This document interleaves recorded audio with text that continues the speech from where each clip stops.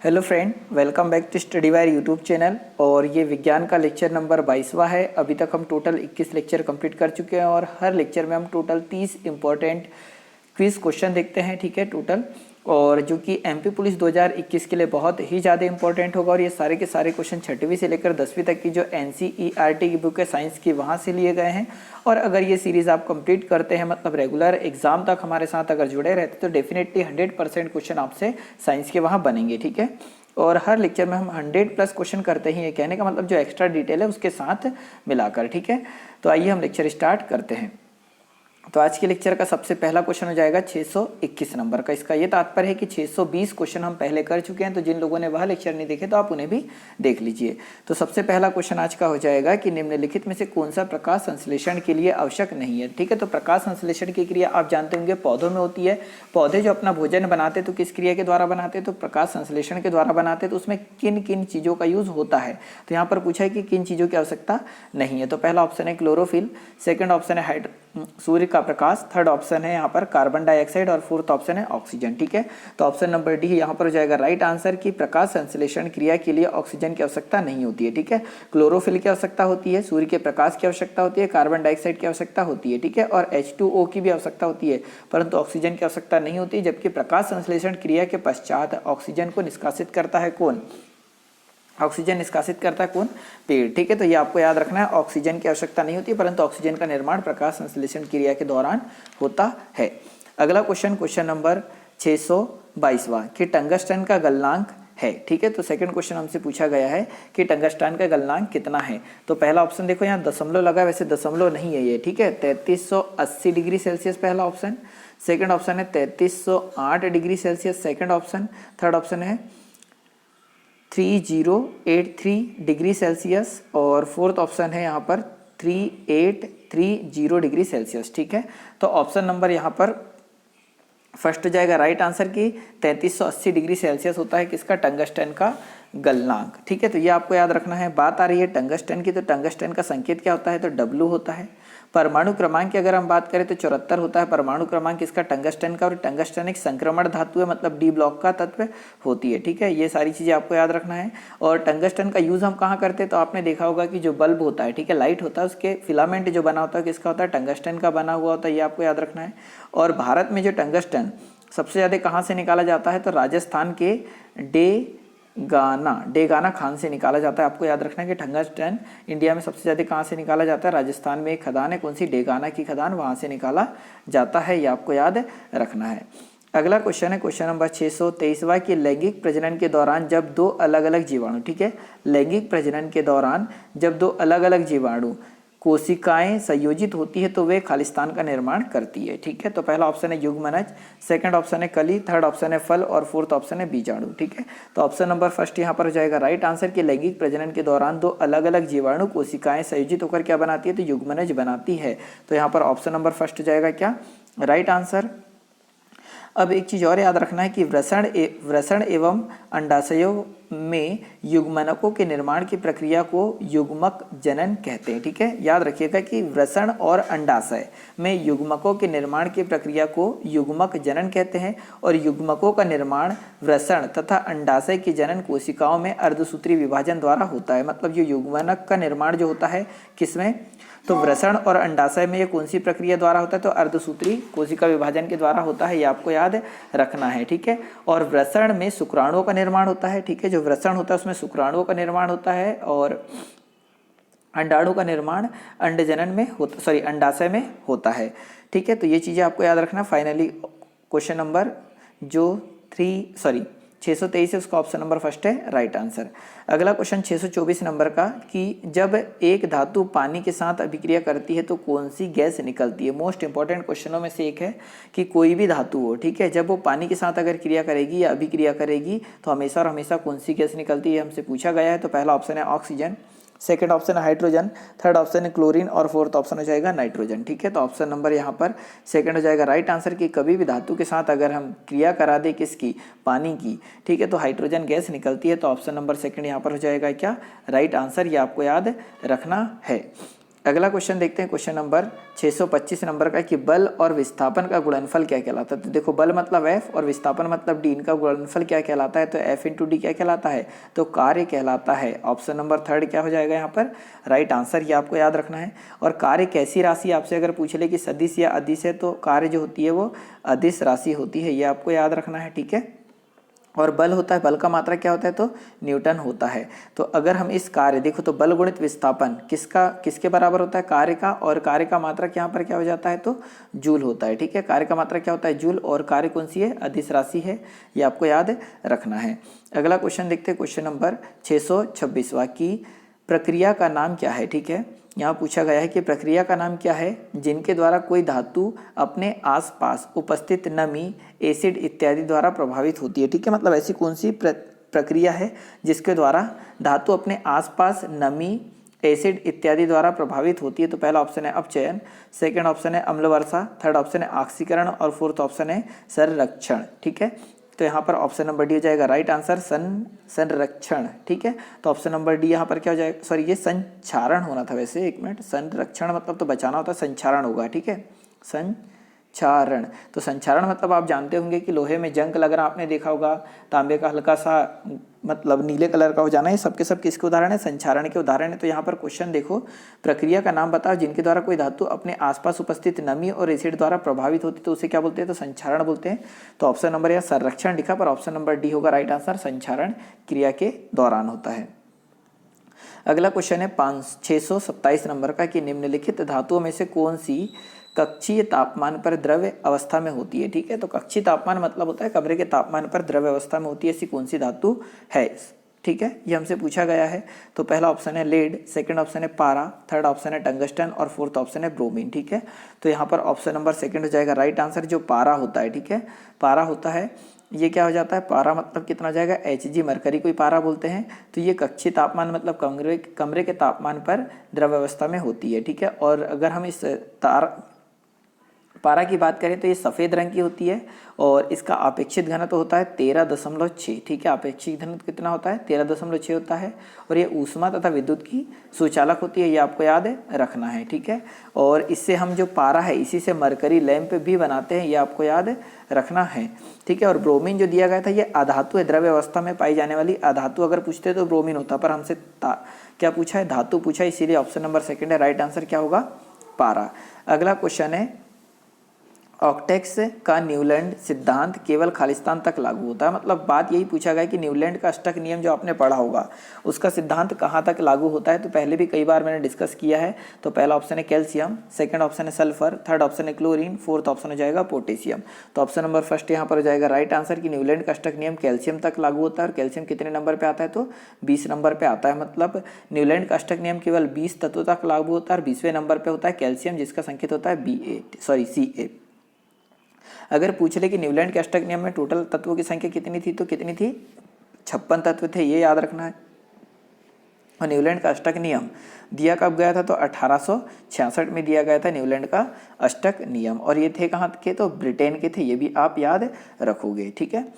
और लास्ट अगर ये आपसे पूछ ले कि न्यूलैंड के अष्टक नियम में जो 56वें नंबर की धातु थी वो कौन सी थी, तो थोरियम थी, ठीक है, TH, ये भी आपको याद रखना है। अगला क्वेश्चन देखते हैं 629वें नंबर का कि द्रव्यमान 400 किलोग्राम की बंदूक के संवेग की गणना करें जब इसके प्रतिघात का वेग इतना हो, ठीक है। तो यहाँ पर पूछा क्या है हमसे, द्रव्यमान 400 किलोग्राम की बंदूक के संवेग की गणना करना है। तो संवेग P बराबर से क्या होता है, तो mv होता है। आप याद रखना कि P मतलब यहाँ पर है संवेग, m मतलब है द्रव्यमान और v मतलब है वेग। तो m का मान कितना है 400, v का मान कितना है 0.25 है। जब आप गुणा करोगे तो 25 चौक कितना हो जाता है, ठीक है, 25 चौक हो जाएगा 100, है ना। और दशमलव हटाओगे तो फाइनली आ जाएगा 100 मीटर सेकंड, है ना। तो यहाँ पर 29वें का ऑप्शन नंबर सेकंड हो जाएगा राइट आंसर, पर यहाँ थोड़ा सा गलत लिखा है ना, यहाँ मीटर सेकंड आएगा, ओनली मीटर सेकंड। तो ऑप्शन नंबर सेकंड है राइट आंसर कि 100 kg सही है ना, मीटर पर सेकंड वेलोसिटी है यहाँ पर। तो समझो P बराबर से क्या होता है, mv होता है। हमने m का मान लिख दिया था कितना 400, v का मान लिख दिया था कितना यहाँ पर 0.25। जब सॉल्व करोगे तो आ जाएगा 100। अब किलोग्राम का क्या हो जाएगा केजी, और जो वेग है उसका मात्रा क्या होता है मीटर पर सेकंड, इसीलिए ऑप्शन नंबर सेकंड है राइट आंसर। केजी मीटर पर सेकंड, वो भी कितना 100, तो ऑप्शन नंबर सेकंड हो जाएगा राइट आंसर। मतलब इस यूनिट का थोड़ा बहुत नॉलेज आपको होना चाहिए। अगला क्वेश्चन देखते हैं, क्वेश्चन नंबर आ जाएगा 630 नंबर का कि एक वस्तु को, ठीक है, एक वस्तु को एक अवतल दर्पण के सामने उसके फोकस बिंदु और वक्रता केंद्र के बीच स्थित एक बिंदु पर रखा गया है, निर्मित होने वाली छवि होगी। ठीक है, तो ये देखो ये हो जाता है अवतल दर्पण। ठीक है, अवतल दर्पण में ये मुख्य फोकस और यहाँ पर हो जाएगा एफ फोकस और यहाँ पर हो जाएगी वक्रता केंद्र, इसके बीच रखिए कोई वस्तु। तो बोला है कि प्रतिबिंब कैसा बनेगा, तो हम इतना जानते हैं कि प्रतिबिंब सी के पार बनेगा यहाँ पर। ठीक है, और ये कैसा बनेगा, तो हमेशा और हमेशा वास्तविक प्रतिबिंब होता है और क्या होता है उल्टा होता है। ठीक है, तो ऑप्शन नंबर डी हो जाएगा राइट आंसर। तो आप सिंपल सा ये याद रख लो कि अवतल दर्पण में, ठीक है, सारे के सारे प्रतिबिंब वास्तविक बनते हैं और उल्टे बनते केवल और केवल एक को छोड़कर। अगर यहाँ पर कोई वस्तु रख दे मतलब फोकस और ध्रुव के बीच में, तो ये सीधा बनेगा, बाकी सारे के सारे क्या बनेंगे उल्टे बनेंगे। तो सिंपल ये याद रख लो कि अवतल दर्पण पर बनने वाले मैक्सिमम प्रतिबिंब एक को छोड़कर सबके सब वास्तविक होते हैं और उल्टे होते हैं। तो ऑप्शन नंबर 4 होगा राइट आंसर। अगला क्वेश्चन है 631वें नंबर का कि यांत्रिक ऊर्जा होती है। ठीक है, जो यांत्रिक ऊर्जा होती है वो क्या होती है, तो पहला ऑप्शन है कार्य करने की दर के बराबर, सेकंड ऑप्शन है किसी गतिमान वस्तु द्वारा आवेशित ऊर्जा, थर्ड ऑप्शन है यहाँ पर किसी वस्तु की गतिज ऊर्जा और स्थितिज ऊर्जा का योग। ठीक है, तो यांत्रिक ऊर्जा क्या होती है, तो किसी वस्तु की गतिज ऊर्जा और स्थितिज ऊर्जा का योग होती है। तो ऑप्शन नंबर 3 यहाँ पर क्या होगा राइट आंसर होगा। ठीक है, अगला क्वेश्चन देखते हैं, क्वेश्चन नंबर 632वां यहाँ पर हो जाएगा कि अणु शब्द किसने प्रतिपादित किया था। बहुत अच्छा क्वेश्चन हो जाएगा, अगर आपने खूब पढ़ा होगा तो ही आप इसे बता पाओगे, अदरवाइज नहीं। ठीक है, तो अणु शब्द किसने प्रतिपादित किया था, तो पहला ऑप्शन है जे टॉमसन, सेकंड ऑप्शन है डेमोक्रिट्स, थर्ड ऑप्शन है ई रदरफोर्ड और फोर्थ ऑप्शन हो जाएगा जॉन डाल्टन। ठीक है, तो अणु शब्द किसने दिया था, तो डेमोक्रिट्स ने दिया था। ऑप्शन नंबर सेकंड यहाँ पर क्या हो जाएगा राइट आंसर। ठीक है, और जे टॉमसन ने किसकी खोज की थी, तो इसने इलेक्ट्रॉन की खोज की थी। आपको पता होगा कि इलेक्ट्रॉन की खोज कौन ने करी थी, तो जे टॉमसन ने करी थी। रदरफोर्ड की बारी आ रही है, तो जो रदरफोर्ड ने दिया था इसने नाभिकीय सिद्धांत दिया था। रदरफोर्ड ने क्या दिया था, नाभिकीय सिद्धांत दिया था। और जॉन डाल्टन की बात करें तो इसने परमाणु संरचना सिद्धांत दिया था, कब 1803 में। तो ये याद रखना, जे टॉमसन ने इलेक्ट्रॉन की खोज करी है, रदरफोर्ड ने जो है नाभिकीय सिद्धांत दिया था और जॉन डाल्टन ने इसने परमाणु संरचना सिद्धांत दिया था 1803 में। ये आपको याद रखना है। ठीक है, और यहाँ पर अणु शब्द किसने दिया, तो डेमोक्रिट्स ने दिया था। अगला क्वेश्चन देखते हैं, क्वेश्चन नंबर आ जाएगा 633 नंबर का कि एक वस्तु को अवतल दर्पण, ठीक है, अवतल दर्पण उसके वक्रता केंद्र और फोकस बिंदु के बीच स्थित एक बिंदु पर रखा गया है। मतलब अवतल दर्पण में फोकस, और देखो ये हो गया अवतल दर्पण, अभी पहले जैसा क्वेश्चन है पर यहाँ ऑप्शन चेंज है, इसीलिए वही क्वेश्चन होगा। तो बोला है कि एक वस्तु को अवतल दर्पण और वक्रता केंद्र और फोकस बिंदु के बीच स्थित एक बिंदु पर रखा गया है, छवि का निर्माण कहाँ होगा, ये हमसे पूछा गया है। तो इससे पहले का क्वेश्चन अगर आपने ध्यान से देखा होगा तो आंसर आप इसका बिल्कुल बता सकते हैं।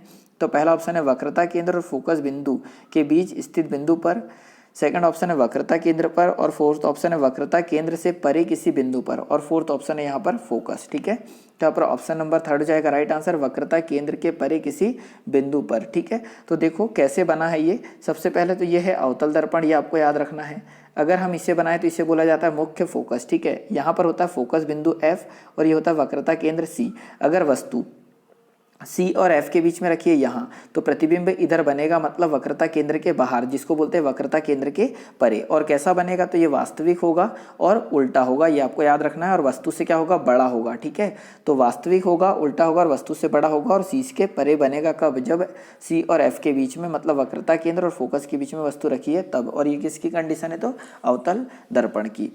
अगला क्वेश्चन हो जाएगा 634 नंबर का कि खालिस्तान का प्रयोग कारों में पेट्रोल ईंधन के रूप में किया जाता है। ठीक है, तो कारों में पेट्रोल ईंधन के रूप में किसका प्रयोग किया जाता है, ये हमसे पूछा गया है। तो पहला ऑप्शन है बेंजीन, सेकंड ऑप्शन है ब्यूटेन, थर्ड ऑप्शन है एथेन, फोर्थ ऑप्शन है एल्कोहल। ठीक है, तो ऑप्शन नंबर 3 यहाँ पर हो जाएगा क्या राइट आंसर, एथेनॉल। तो एथेनॉल का प्रयोग कार में पेट्रोल के साथ ईंधन के रूप में प्रयोग किया जाता है। अगला क्वेश्चन है क्वेश्चन नंबर 635 कि निम्नलिखित में से किस वैज्ञानिक ने अपनी पुस्तक ओरिजिन ऑफ स्पीसीज में कार्बनिक विकास के लिए एक क्रियाविधि का सुझाव दिया है। ठीक है, मतलब ऐसे कौन व्यक्ति है जिसने अपनी पुस्तक है ओरिजिन ऑफ स्पीसीज, अगर आपने साइंस अच्छे से पढ़ी है तो इनका नाम सुना ही होगा, कि में कार्बनिक विकास के लिए एक क्रियाविधि का सुझाव दिया? तो पहला ऑप्शन है चार्ल्स डार्विन, सेकंड ऑप्शन है रॉबर्ट विटेकर, थर्ड ऑप्शन है कार्ल वोएस और फोर्थ ऑप्शन है एनसर्ट हैकेल। ठीक है, तो अगर आपको ये ओरिजिन ऑफ स्पीसीज पुस्तक भी याद है तो भी आप आंसर बता सकते हैं। तो ऑप्शन नंबर फर्स्ट हो जाएगा क्या? Right answer Charles Darwin. तो चार्ल्स डार्विन ने अपनी पुस्तक ओरिजिन ऑफ स्पीसीज में क्रमिक विकास के लिए क्रियाविधि का सुझाव दिया है, ये आपको याद रखना है। और जो चार्ल्स डार्विन थे, ठीक है, चार्ल्स डार्विन ने जैविक विकास को एक सैद्धांतिक आधार प्रदान किया है। ठीक है, जैविक विकास को एक सैद्धांतिक आधार कौन ने दिया? अगर ये आपसे पूछ लिया जाए तो चार्ल्स डार्विन ने। और चार्ल्स डार्विन की जो पुस्तक है कौन सी? ओरिजिन ऑफ स्पीसीज, ये कब आई थी? तो 1859 में आई थी, ये भी आपको याद रखना है। और जैव विकास को डार्विनवाद भी कहते हैं। ठीक है, जैव विकास को क्या कहा जाता है? तो डार्विनवाद भी कहा जाता है। अगला क्वेश्चन देखते हैं, क्वेश्चन नंबर आ जाएगा 636वां कि एक वस्तु एक नियत वेग से उत्तर की दिशा में गति करती है, वस्तु पर लागू नेट बल होगा। ठीक है, आपके लिए बहुत ही ज़्यादा डिफिकल्ट क्वेश्चन होगा अगर आप पहली बार इसे सुन रहे हैं, पढ़ रहे हैं तो। ठीक है, कि एक वस्तु नियत वेग से उत्तर की दिशा में गतिमान है तो वस्तु पर लागू नेट बल कितना होगा? तो देखो ये हो गई हमारी पृथ्वी, समझना। अगर उत्तर की दिशा मतलब हम ऊपर मान लेते हैं, ऊपर की ओर चल रही है तो गुरुत्वाकर्षण नीचे की ओर लगेगा, वस्तु ऊपर की ओर चल रही तो दोनों के बीच 90 डिग्री का कोण बनेगा, इसीलिए इस पर लगने वाला बल क्या होता है? शून्य होता है। ये आपको याद रखना है। तो ऑप्शन नंबर फर्स्ट है यहाँ पर क्या? Right answer. हो सकता है कि आप इससे चौंक जाओ कि वस्तु गति कर रही है पर कार्य क्यों नहीं हो रहा? तो कार्य जीरो हो रहा है, क्योंकि जो वस्तु गति कर रही है और गुरुत्वाकर्षण बल नीचे लग रहा है तो इनके बीच कोण कितने डिग्री का बन रहा है? 90 डिग्री का बन रहा है, इसलिए कोई भी कार्य नहीं हो रहा है। तो ऑप्शन नंबर फर्स्ट है यहाँ पर क्या? Right answer. अगला क्वेश्चन है यहाँ पर 637 नंबर का कि एक पौधे के बीज में आगामी पौधा खालिस्तान के रूप में होता है। ठीक है, मतलब एक पौधे का जो बीज है उसमें आगामी पौधा किसके रूप में होता है, ये हमसे पूछा गया है। तो पहला ऑप्शन है वर्तिकाग्र, सेकंड ऑप्शन है बीजांड, थर्ड ऑप्शन है भ्रूण और फोर्थ ऑप्शन हो जाएगा अंडाशय। ठीक है, तो ऑप्शन नंबर थर्ड यहाँ पर हो जाएगा राइट आंसर, भ्रूण के रूप में होता है। तो हमें ये याद रखना कि एक पौधे के बीज में आगामी पौधा जो होता है, मतलब हमने बीज लाए हमारे घर में मक्के के, सोयाबीन के, गेहूं के, जो भी, तो वो उसमें जो भ्रूण के रूप में होता है क्या? आगामी पौधा। ये आपको याद रखना है। और एक और याद रखना कि जायांग जो होता है, ठीक है, जो जायांग की अगर मैं बात करूं तो जायांग पुष्प का वास्तविक मादा भाग होता है। ठीक है, ये याद रखना है आपको। और यह अंडों से निर्मित होता है। जो जायांग होता है वो किससे निर्मित होता है? तो अंडों से निर्मित होता है। और वर्तिका आप हमेशा सुनते हैं, ठीक है, नाम वर्तिका। तो जो वर्तिका होता है, ठीक है, वर्तिका अंडाशय के ऊपर का एक लंबा पतला भाग होता है। 6th क्लास की एनसीईआरटी पढ़ी होगी तो ये आपने पढ़ा होगा। और एक होता है वर्तिकाग्र। ठीक है, तो वर्तिकाग्र जिसको बोलते हैं स्टिग्मा, वर्तिका का सबसे ऊपरी भाग को क्या बोलते हैं? तो वर्तिकाग्र बोलते हैं। ये आपको याद रखना है। और इस पर ये चिपचिपा भाग होता है। और बीजांड साधारणतः अंडाकार होते हैं। अगला क्वेश्चन है 638 नंबर का, तापमान को केल्विन पैमाने से सेल्सियस पैमाने में बदलने के लिए आपको क्या करना होगा? ठीक है, तो पहला ऑप्शन है दिए गए तापमान में 273 जोड़ना होगा, सेकंड ऑप्शन है दिए गए तापमान को 273 से विभाजित करना होगा, थर्ड ऑप्शन है दिए गए तापमान को 273 से गुणा करना होगा, और फोर्थ ऑप्शन है दिए गए तापमान में से 273 घटाना होगा। तो सबसे पहले एक छोटा सा फॉर्मूला होता है, ये आपको पता होना चाहिए। क्या होता है? C/5 equal to F-32 divided by, colour change कर लेते थोड़ा सा, तो C/5 equal to F-32 upon होता है कितना? 9 इक्वल टू होता है R/4 इक्वल टू होता है K-273 अपॉन में कितना होता है? 5। तो ये फॉर्मूला अगर याद है तो ही आप इसे चेंज कर सकते हैं, अदरवाइज नहीं। तो यहाँ केल्विन पैमाने की बात करिए और सेल्सियस, तो इन दोनों को हम कंपेयर करेंगे। तो फॉर्मूला क्या होगा हमारे पास? C/5 equal to K-273 upon में कितना होगा? 5। 5 से 5 तो कट जाएगा, तो C इक्वल टू K-273। तो क्या बोला? केल्विन पैमाने को किस में बदलना है? सेल्सियस में। तो केल्विन में से कितना माइनस करना पड़ेगा? 273 माइनस करना पड़ेगा, तब किस में बदलेगा? सेल्सियस पैमाने में बदलेगा। ठीक है, तो यहाँ पर देखो केल्विन में से कितना घटा रहे हैं? 273। तो ऑप्शन नंबर 4 यहाँ पर हो जाएगा राइट आंसर, कि दिए गए तापमान में से 273 क्या करना पड़ेगा? घटाना पड़ेगा, तब केल्विन किस में बदलेगा? सेल्सियस में बदलेगा। अगला क्वेश्चन है 639 नंबर का, कि गंडमाला, ठीक है, गंडमाला या इसको बोलते हैं ग्वाइरेट, खालिस्तान की कमी से होता है। तो देखो ये गंडमाला एक रोग है जिसको हम बोल सकते हैं ग्वाइटर रोग, आपने सुना होगा। तो ये ग्वाइटर रोग को ही एक अन्य नाम से जाना जाता है जिसे कहते हैं गंडमाला, ठीक है। ये किसकी कमी से होता है? तो ऑप्शन नंबर पहला है आयरन, सेकंड है आयोडीन, थर्ड ऑप्शन है सोडियम और फोर्थ ऑप्शन है कैल्शियम, ठीक है। तो यहाँ पर ऑप्शन नंबर सेकंड हो जाएगा राइट आंसर। आयोडीन की कमी से गंडमाला रोग या फिर हम इसे बोल सकते हैं कि ग्वाइटर रोग होता है, ये आपको याद रखना है, ठीक है। और आयोडीन की कमी से जो आयोडीन होता है इसकी कमी से क्या होता है? थायराइड ग्रंथि के आकार में वृद्धि हो जाती है। और थायरॉक्सिन की कमी से जड़ मानवता रोग, मिक्सिडमा रोग भी होता है, ये आपको याद रखना है।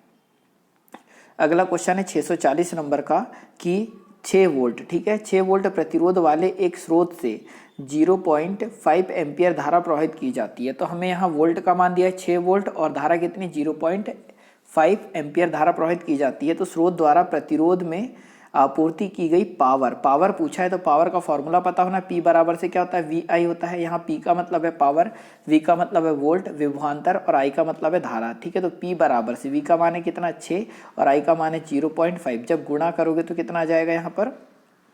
तो 3 आ जाएगा, है ना, क्योंकि 0.5 का गुणा करेंगे तो 6 पंचे 30, मतलब ऑप्शन नंबर 4 यहाँ पर क्या हो जाएगा? राइट आंसर, ठीक है। परंतु जब तक ये फॉर्मूले अगर आपको याद ना हो तब तक ये नहीं सॉल्व हो पाएंगे। और ये ज़्यादा बड़े क्वेश्चनों में से क्वेश्चन नहीं है, बहुत सिंपल क्वेश्चन है, क्योंकि 9th क्लास में आप ये पढ़ोगे तो आपको इलेक्ट्रिसिटी में पढ़ने को मिलेगा।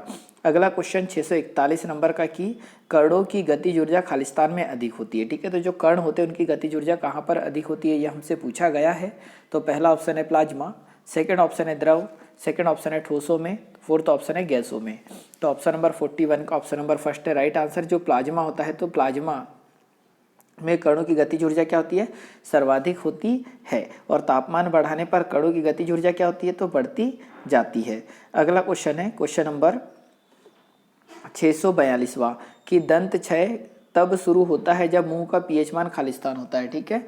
तो दंत क्षय मतलब दंतों का जो दांत का क्षरण कब से स्टार्ट होता है? पीएच मान कितना होने के बाद। तो पहला ऑप्शन है 5.5 से कम, सेकंड ऑप्शन है 6.5 से 7.5 के बीच, थर्ड ऑप्शन है 5.5 से 6.5 के बीच और फोर्थ ऑप्शन है 9 से लेकर 10 के बीच, ठीक है। तो यहाँ पर ऑप्शन नंबर फर्स्ट हो जाएगा राइट आंसर कि जब मुंह का पीएच मान 5.5 से अगर कम हो जाए तो दांतों का क्षरण प्रारंभ हो जाता है। तो ये आपको याद रखना है कि पीएच मान 5.5 से अगर कम हुआ तो ही दांतों का क्षरण होगा। और एक और याद रखना 5.6 जो पीएच मान होता है इससे अगर कम पीएच मान हो जाए तब क्या होता है? अम्लीय वर्षा होती है, ये आपको याद रखना है।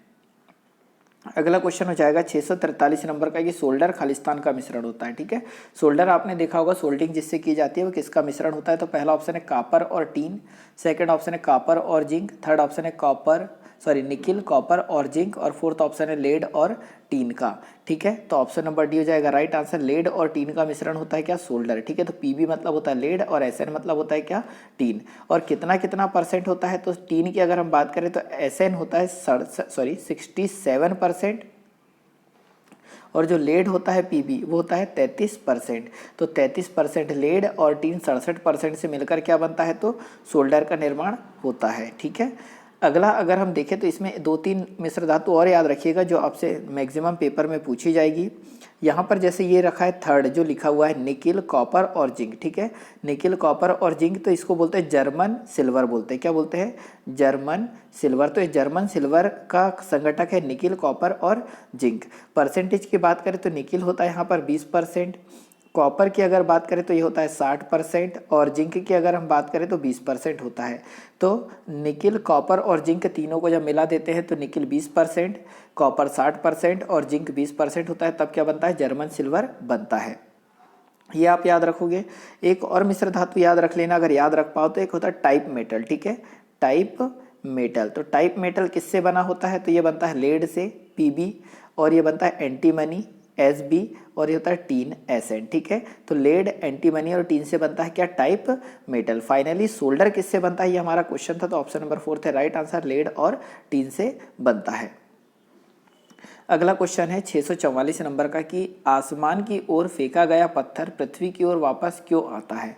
एक साधारण सा क्वेश्चन है कि अगर हम कोई भी पत्थर को आसमान की ओर फेंके तो वो नीचे क्यों आ जाता है, ये हमसे पूछा गया है। तो पहला ऑप्शन है नीचे की ओर लगने वाला दाब इसे पृथ्वी की ओर खींचता है।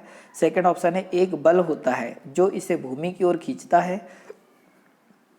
थर्ड ऑप्शन है केंद्राभिमुख बल जो पृथ्वी की ओर खींचता है। और फोर्थ ऑप्शन है वस्तु द्वारा किया गया कार्य इसे पृथ्वी की ओर खींचता है। तो यहाँ पर ऑप्शन नंबर सेकंड है राइट आंसर। एक बल होता है जो इसे पृथ्वी की ओर खींचता है और इस बल को क्या बोलते हैं, तो गुरुत्वाकर्षण बल कहा जाता है। ठीक है, यह आपको याद रखना है। दो तीन चीज़ें और याद रख लो कि अगर पृथ्वी का पलायन वेग पूछे तो कितना होता है, 11.2 किलोमीटर पर सेकेंड होता है पृथ्वी का पलायन वेग, ये याद रखोगे।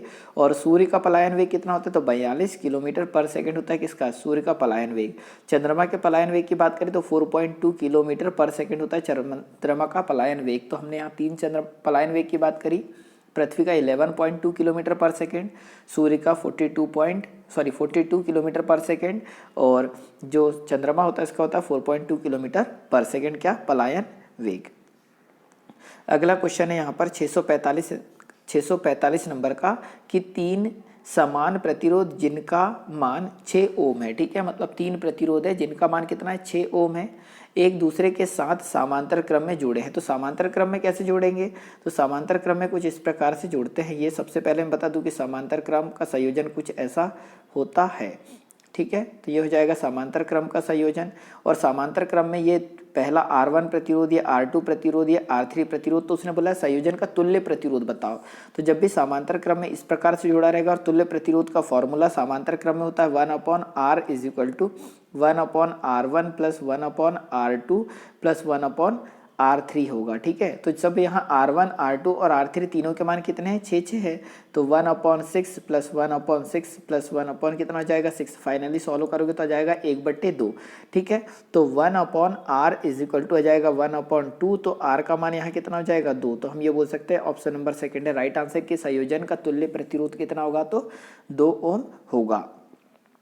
अगला क्वेश्चन है हमारे पास 646 नंबर का कि एक ग्रह, ठीक है, एक ग्रह मान ले, अच्छा क्वेश्चन है ये भी, एक ग्रह मान ले जिसका द्रव्यमान और त्रिज्या पृथ्वी के द्रव्यमान और त्रिज्या का 1/3 है। ठीक है, तो देखो कोई एक ग्रह है जिसका द्रव्यमान जो m है, ठीक है, m है वो क्या है, m पृथ्वी की त्रिज्या का 1/3 मतलब m/3। और त्रिज्या की अगर हम बात करें तो पृथ्वी की त्रिज्या अगर r होती है तो जो नया ग्रह हम मान रहे हैं उसकी त्रिज्या कितनी हो जाएगी, r/3 होगी। तो यदि पृथ्वी का गुरुत्वाकर्षण के कारण त्वरण का मान g है, ठीक है, मतलब ये बोल रहा है कि पृथ्वी पर गुरुत्वाकर्षण के कारण त्वरण का मान कितना है, g, तो ग्रह का मान कितना होगा, ग्रह पर g का मान कितना होगा, ये हमसे पूछा गया है। तो समझो कि m बराबर से हम कितना मान रहे हैं, m/3 मान रहे हैं, और r बराबर से कितना मान रहे हैं, तो r/3 मान रहे हैं। तो हमारा फॉर्मूला क्या होता है, तो ये होता है g बराबर से कैपिटल G m/r² होता है। ठीक है, अगर हम यहाँ देखो g का g लिखे और m की जगह कितना आ जाएगा, m/3 आ जाएगा, r की जगह कितना आ जाएगा, तो r/3 पूरे का आ जाएगा वर्ग। तो फाइनली जब इसे आप सॉल्व करोगे ना तो यह जाएगा कितना, 3g। तो ऑप्शन नंबर फर्स्ट हो जाएगा राइट आंसर। ये इक्वेशन जमी हुई है, इसे आप सॉल्व कर लेना। ठीक है, तो ऑप्शन नंबर पहला यहाँ पर क्या हो जाएगा, राइट आंसर। अगला क्वेश्चन देखते हैं, क्वेश्चन नंबर 647 नंबर का कि निम्नलिखित में से तत्वों का कौन सा वर्गीकरण परमाणु संख्या पर आधारित है। तो यहाँ पर ये बोला कि तत्वों का कौन सा वर्गीकरण परमाणु संख्या पर आधारित है। तो आपको पता होगा कि कौन सी आवर्त सारणी है जो कि परमाणु संख्या पर आधारित है। तो पहला ऑप्शन है मेंडलीव की आवर्त सारणी, सेकंड ऑप्शन है आधुनिक आवर्त सारणी, थर्ड ऑप्शन है डोबे-राइनर का त्रिक नियम, और फोर्थ ऑप्शन है न्यूलैंड का अष्टक नियम। तो ऑप्शन नंबर यहाँ सेकंड हो जाएगा राइट आंसर की जो आधुनिक आवर्त सारणी है वो परमाणु क्रमांक पर आधारित होती है। तो ऑप्शन नंबर सेकंड यहाँ पर क्या है, राइट आंसर। अगला क्वेश्चन नंबर आ जाएगा 648 कि किसी वस्तु के मुक्त रूप से गिराने के दौरान, ठीक है, कोई वस्तु है जिसको मुक्त रूप से गिराने के दौरान निम्नलिखित में से कौन सी ऊर्जा इसके रास्ते में किसी एक बिंदु पर बढ़ जाती है। ठीक है, तो हम ये बोल सकते हैं कि अगर कोई वस्तु को आपने ऊपर से फेंकी, जहाँ पर भी आप रहते होंगे छत पर चढ़कर एक वस्तु नीचे फेंक दो, तो ऐसी कौन सी ऊर्जा है जिसकी एक बिंदु पर वो क्या हो जाएगी, बढ़ जाएगी। तो पहला ऑप्शन है रासायनिक ऊर्जा, सेकंड ऑप्शन है गतिज ऊर्जा, थर्ड ऑप्शन है यांत्रिक ऊर्जा और फोर्थ ऑप्शन है स्थितिज ऊर्जा। ठीक है, तो यहाँ पर ऑप्शन नंबर सेकंड हो जाएगा राइट आंसर। चाहो तो प्रैक्टिकल आप कर सकते हैं, बाहर निकलो अपने घर से और एक पत्थर को छत के ऊपर जाके छोड़ दो, तो जब न्यूनतम बिंदु पर मतलब जमीन से जब टच होने वाला रहेगा तो सबसे अधिक क्या रहेगी उसमें गतिज ऊर्जा रहेगी। तो ऑप्शन नंबर सेकंड है क्या राइट आंसर। अगला क्वेश्चन है कि एक कार उच्च गति से चल रही है, एक कार है जो कि उच्च गति से चल रही है, यह किस ऊर्जा से मुक्त होती है। ठीक है, मतलब एक उच्च गति से चल रही है तो ये कौन सी ऊर्जा से मुक्त होती है, ये हमसे पूछा गया है। तो पहला ऑप्शन है गतिज ऊर्जा, सेकंड ऑप्शन है किस ऊर्जा से युक्त होती है पूछा गया है ना, तो पहला ऑप्शन है गतिज ऊर्जा, सेकंड ऑप्शन है घर्षण ऊर्जा, थर्ड ऑप्शन है गुरुत्वाकर्षण बल और फोर्थ ऑप्शन है स्थितिज ऊर्जा। तो एक कार जो उच्च गति से चल रही है तो वो कौन सी गतिज ऊर्जा होती है उसमें, तो कौन सी गतिज ऊर्जा युक्त होती है, तो गतिज ऊर्जा युक्त होती है। तो ऑप्शन नंबर फर्स्ट क्या होगा राइट आंसर होगा। और गतिज ऊर्जा का समीकरण क्या होता है, तो 1/2 mv² होता है किसका गतिज ऊर्जा का समीकरण। एक अगला क्वेश्चन हो जाएगा 650 नंबर का कि जब प्रकाश की किरण सघन माध्यम से विरल माध्यम में जाती है तो क्या होता है। तो देखो एक ये इस प्रकार का एक माध्यम हो गया, ये हम इसको बोल सकते हैं, ये ऊपर है सघन और नीचे है विरल माध्यम। तो एक सघन माध्यम से ये इसको बोलते हैं अभिलंब। ठीक है, ये 10th क्लास में आप पढ़ोगे अभिलंब। कोई किरण ऐसी आ रही है और ये सघन माध्यम से विरल माध्यम में आती है तो ये जाना था ऐसे, परंतु ये अभिलंब से क्या हो जाती है दूर हट जाती है और सघन माध्यम से अगर विरल में जाएगी, ठीक है, तो इसकी गति क्या होती है बढ़ जाती है। ये आपको याद रखना। तो डायग्राम समझ पाए होंगे। अब देख लो ऐसा किस ऑप्शन में हमें दिया है। तो पहला ऑप्शन है गति बढ़ जाएगी, तो बिल्कुल गति तो बढ़ेगी और अभिलंब की ओर झुक जाएगी, तो अभिलंब की ओर नहीं झुकेगी। तो ऑप्शन नंबर पहला तो हो जाएगा गलत। सेकंड है गति बढ़ जाएगी, तो करेक्ट है कि सघन से विरल में जाएगी तो गति बढ़ेगी और अभिलंब से दूर झुक जाएगी। तो ऑप्शन नंबर सेकंड है राइट आंसर। अभिलंब से दूर झुक जाएगी मतलब दूर हटेगी, तो ऑप्शन नंबर सेकंड यहाँ पर क्या हो जाएगा राइट आंसर। ठीक है, तो इस लेक्चर में इतना ही। लेक्चर अगर अच्छा लगा तो इसे लाइक और शेयर जरूर करें और फर्स्ट टाइम चैनल पर आ रहे तो चैनल सब्सक्राइब भी कर लीजिए। वीडियो देखने के लिए बहुत बहुत धन्यवाद। जय हिंद, जय भारत।